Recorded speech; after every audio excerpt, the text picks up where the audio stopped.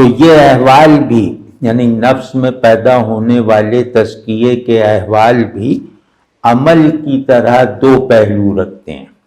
ایک پہلو سے یہ بندے کو تعلق باللہ کی فضا میں رکھتے ہیں، یعنی اللہ کی درست معرفت کو اس کی محبت اور خشیت کا سبب بناتے ہیں، اور دوسرے رخ سے یہ احوال اخلاقی ہیں، یعنی اپنے نفس، دوسرے لوگوں اور دنیا کے ساتھ تعلق کو حق اور خیر اور خوبصورتی کی کنڈیشنز پر رکھتے ہیں۔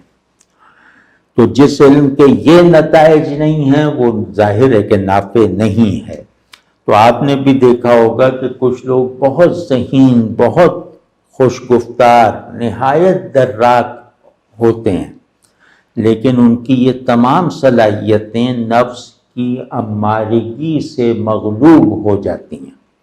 ایسے لوگوں پر نفس ذہن کے راستے سے غالب آ جاتا ہے، جیسے کسی کو خوب طاقت دے کر غالب آ جاتا ہے، کسی کے جسم مضبوط کر کے غالب آ جاتا ہے، ذہن اسی طرح، قلب اسی طرح، سارے چیزوں کو۔ تو ان کا علم صحیح بھی ہو تو نافع نہیں ہوتا، کیونکہ وہ علم کے بنیادی مقصود سے منقطع ہیں۔ علم غیر نافع کی اس فہرست، یعنی غیر نافع علم کی اس فہرست میں دنیاوی علوم ہی نہیں، دینی علوم بھی آ سکتے ہیں۔ ہو سکتا ہے کہ کسی کا دینی علم صحیح اور پختہ ہو اور اس سے دوسروں کی رہنمائی بھی ہو جاتی ہو، لیکن وہ علم خود اس کے لیے نافع نہ بنے۔ یہ غیر نافع علم کا سب سے خطرناک درجہ ہے، جس میں آدمی دوسروں کے لیے تو جنت کا راستہ ہموار کر دیتا ہے، مگر افسوس خود اس راستے پر قدم نہیں رکھتا۔ مختصر یہ کہ علم نافع کی پہلی شرط یہ ہے کہ وہ میرے لیے مفید ہو، میری آخرت کے لیے مفید ہو۔ یعنی علم نافع اگر دنیا میں ہے تو اس میں پہلی بات یہ ہے کہ دوسروں کے لیے مفید ہو، میری خیر ہے۔ لیکن جو مفاد آخرہ ہے، جو آخرت کا نفع ہے، اس میں شرط یہ ہے کہ پہلے میں بعد میں کوئی اور، کہ پہلے میرے لیے مفید ہو۔ تو خیر مطلب وہ میرے لیے مفید بھی ہو وہ علم، اور اس کی افادیت بنیادی طور پر اخروی ہو، یعنی ہم کسی ایسی افادیت کو نہیں مانیں گے جو آخرت میں بھی ثابت نہ ہو۔ جو افادیت آخرت میں نہیں ہے وہ دنیا میں ہزار رنگ میں اپنا ظہور کر لے، وہ خوشنما زہر ہے، خوشنما سانپ ہے، وہ ضرر ہے، بلکہ زیادہ بڑا ضرر ہے، کیونکہ وہ نفع کے روپ میں خود کو ظاہر کر رہا ہے۔ ٹھیک ہے نا؟ تو کیونکہ ضرر تو اگر اپنے اصلی روپ میں ہو تو سبھی اس سے بچیں گے، سانپ آ جائے تو اب جو اللہ کو مانتا ہے نہیں مانتا وہ اس سے بچے گا نا، لیکن وہی سانپ اگر فرض کیا کہ مور بن کے آ جائے تو وہ پھر زیادہ خطرناک ہے نا، وہ تو پھر ہم سب کو ختم کر دیتا ہے، اور اس کی طرف رغبت بھی ہو جاتی ہے۔ واضح ہے نا یہ بات؟ تو اگر ہم اخلاص اور سنجیدگی کے ساتھ یہ چاہتے ہیں کہ ہمیں نافع علم حاصل ہو جائے، اللہ کی خوشنودی تک پہنچانے والے احوال نصیب ہو جائیں، اور اللہ کے غضب سے بچانے اور انعامات کا مستحق بنانے والے اعمال میسر آ جائیں، تو پھر بس ایک معاملے میں سختی سے اپنی نگرانی کریں۔ بڑی امید ہے کہ ہمیں اللہ کا پسندیدہ علم، پسندیدہ عمل اور پسندیدہ حال نصیب ہو جائے گا انشاءاللہ۔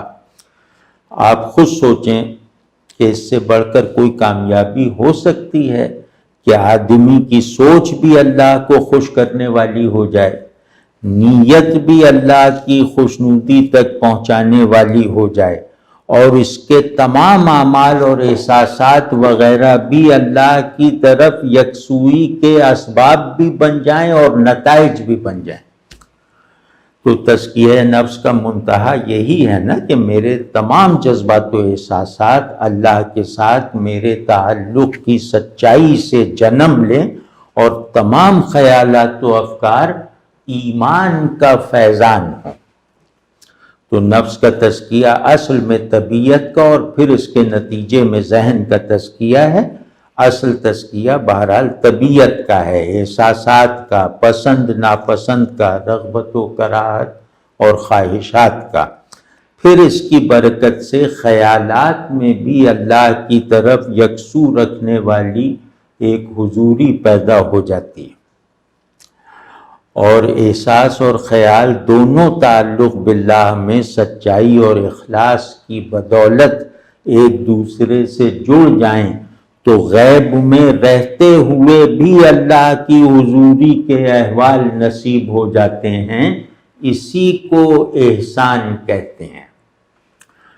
تو یہاں تک پہنچنے کے لیے ہم اگر ایک کام کر لیں، بس ایک کام بتانے کے لیے اتنی تمہید عرض کی ہے کہ اگر ہم ایک کام کر لیں تو انشاءاللہ اس راستے پر کامیابی کے ساتھ چلنا شروع ہو جائے گا۔ وہ کام ہے وقت کا درست استعمال۔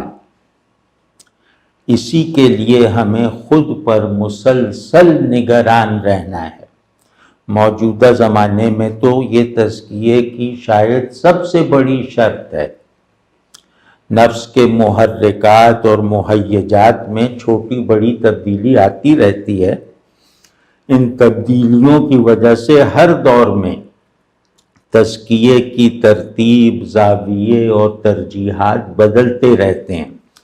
کبھی غفلت کے علاج کو اولیت دی جاتی ہے اور کسی دور میں سرکشی کا علاج پہلے کیا جانا ضروری ہو جاتا ہے، وغیرہ وغیرہ۔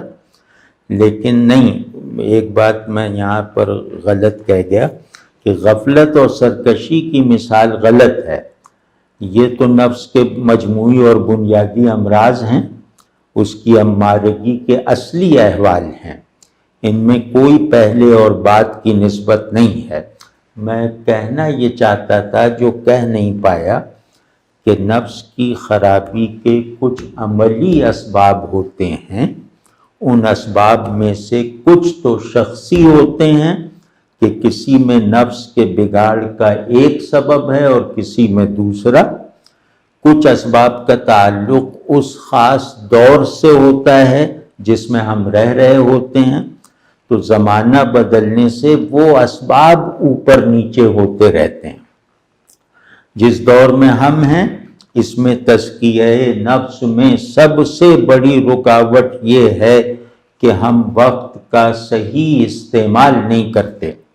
اگر یہ کوتاہی دور ہو جائے تو نفس کا تزکیہ کسی بڑے مجاہدے کے بغیر انشاءاللہ ممکن ہے۔ تو وقت کو ضائع کرنا ظاہر ہے کہ ہر زمانے میں مضر تھا، لیکن اب یہ ہمارا کلچر بن چکا ہے اور ہماری نفسیات میں ایک مرکزی حیثیت اختیار کر چکا ہے۔ تو اس زمانے میں تزکیے کا پہلا قدم ہی یہ ہونا چاہیے کہ ہم وقت کا مفید استعمال کرنے کی کوشش کریں، افادیت کے اسی تصور کے ساتھ جو ابھی ہم نے پہلے عرض کیا ہے۔ تو اور کون نہیں جانتا کہ آدمی کے پاس دین کے اور عزت کے بعد سب سے زیادہ قیمتی چیز وقت ہے۔ تو جو اس کی طرف سے غافل رہا اس نے اپنی دینی، ایمانی، روحانی، ذہنی ہر طرح کی نمو کے دروازے بند کر لیا۔ یہ وقت ہی ہے جو غفلت کا بھاری پردہ ہے، اور یہ وقت ہی ہے جو حضوری کی سب سے منور روشنی ہے۔ تو اسی میں مجھے ناکام ہونا ہے اور اسی میں رہتے ہوئے مجھے فلاح پانی ہے۔ تو تاریخ میں شاید پہلی مرتبہ، سچی بات عرض کر رہا ہوں، میرا احساس بہت شدت کے ساتھ یہ ہے کہ تاریخ میں شاید پہلی مرتبہ یہ نوبت آئی ہے کہ انسان کا خود اپنے بارے میں تصور مسخ ہو گیا ہے، بگڑ گیا ہے۔ اپنی معرفت اور اپنے نصب العین سے محرومی کے نتیجے میں ظاہر ہے کہ وقت بھی ایک لغویت کی لپیٹ میں آ گیا ہے۔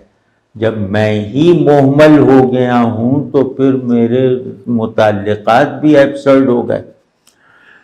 تو اور کبھی ذرا غور کیجئے کہ ہر آدمی کا ایک مرکز کشش ہوتا ہے جو اس کی ہر چیز سے ظاہر ہوتا ہے۔ مطلب ہر آدمی کو دیکھ کر کم از کم یہ پہچانا جا سکتا ہے کہ اس کا منہ کس طرف ہے، اس کی کشش کا مرکز کیا ہے۔ تو وہ مثال دیں کہ ہر آدمی کے ساتھ ایک مقناطیس ہوتا ہے جو اسے اپنی طرف کھینچتا رہتا ہے۔ تو آدمی کے مرتبے کا پتہ اس سے چلتا ہے کہ اسے کھینچنے والا مقناطیس اس کے اوپر ہے یا اس کے نیچے۔ ہمارا مقناطیس بہرحال نیچے لگا ہوا ہے، اس لیے ہماری ہر حرکت زوال بن گئی ہے۔ اب آپ دیکھتے نہیں کہ ہماری زندگی لا تعلقی کے اصول پر چل رہی ہے، اور اگر کوئی تعلق ہے بھی تو چیزوں کے ساتھ ہے، انسانوں کے ساتھ نہیں، فطرت اور اس کے مظاہر کے ساتھ نہیں۔ ہماری تنہائی بھی تعلق کے خلا میں گزرتی ہے، اور مجلس بھی ڈیٹیچمنٹ کے اصول پر ہے۔ تو یہ سب چیزیں جو ہیں نا، اب آپ خود دیکھ لیجئے کہ یہ سب چیزیں اتنی خطرناک ہو چکی ہیں کہ بہت سارے احساسات جیسے معدوم ہوتے جا رہے ہیں۔ ہماری فہرست احساسات اگر پہلے 25 تھی تو اب 15 ہو کے رہ گئی ہے۔ یعنی ہم اپنے احساسات میں سکڑ رہے ہیں، یعنی اپنے حیوانی وجود میں بھی سکڑ رہے ہیں۔ یہ ڈی ہیومنائزیشن کی حد ہو گئی ہے۔ تو خیر، تو بہرحال اس وقت جو ہے نا، عرض یہ کرنا تھا کہ ایک آسان ترین ٹائم ٹیبل عرض کرتا ہوں، اس کی پابندی کر لی جائے تو انشاءاللہ ذہن و طبیعت جو ہیں وہ پستی میں پڑنے سے بچ جائیں گے۔ پہلے ذمہ داری کے ساتھ یہ عزم کریں کہ غافل نہیں رہنا ہے، گناہ نہیں کرنا ہے۔ یعنی زندگی کو جن 2 پہیوں پر چلانا ہے، ترک غفلت اور ترک معصیت، وہ 2 پہیے ہیں۔ اس کے بعد کچھ سادہ سی چیزیں ہیں، معمولات ہیں، جن کا لحاظ رکھ لیا جائے اور جنہیں اپنا معمول بنا لیا جائے تو گویا ہم روز بندگی میں بھی ترقی کریں گے اور آدمیت میں بھی نمو پائیں گے۔ تو یعنی بندگی اور انسانیت کی روز تجدید ہوتی رہے گی۔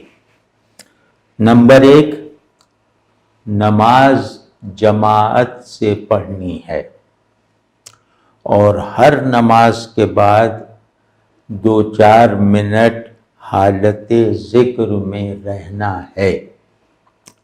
نمبر 2، فجر کی نماز کے بعد تلاوت اور صبح کے مسنون اذکار کو معمول بنانا ہے۔ نمبر 3، رسول اللہ صلی اللہ علیہ وسلم نے مختلف اوقات اور مواقع پر جو اذکار اور دعائیں تعلیم فرمائی ہیں ان کی پابندی کرنی ہے۔ نمبر 4، گھر والوں اور دوستوں کے ساتھ موبائل فون آف یا سائلنٹ کر کے روزانہ کچھ وقت گزارنا ہے، 2-3 گھنٹے گزارنے ہیں۔ نمبر 5، سیر و تفریح کے لیے ہر روز باقاعدگی سے وقت نکالنا ہے۔ تو یہ 5 چیزیں ہیں، یہ اگر ہم اختیار کر لیں تو امید ہے کہ وقت کو ضائع کرنے کا جرم ہم سے مزید سرزد نہیں ہوگا۔ تو اتنے سے معمولات بھی اگر اختیار کر لیے جائیں تو انشاءاللہ یہ احساس زندہ رہے گا کہ ہم انسان ہیں، ہم اللہ کے بندے ہیں، ہم جوہر تعلق رکھنے والا وجود ہیں۔ تو بہرحال دعا کریں کہ اللہ ہمیں ایسا بنا دے کہ ہمارا ہر لمحہ گناہ سے بچتے ہوئے نیکی کی ترقی میں کوشش کرتے ہوئے گزرے۔ آمین یا الہ العالمین۔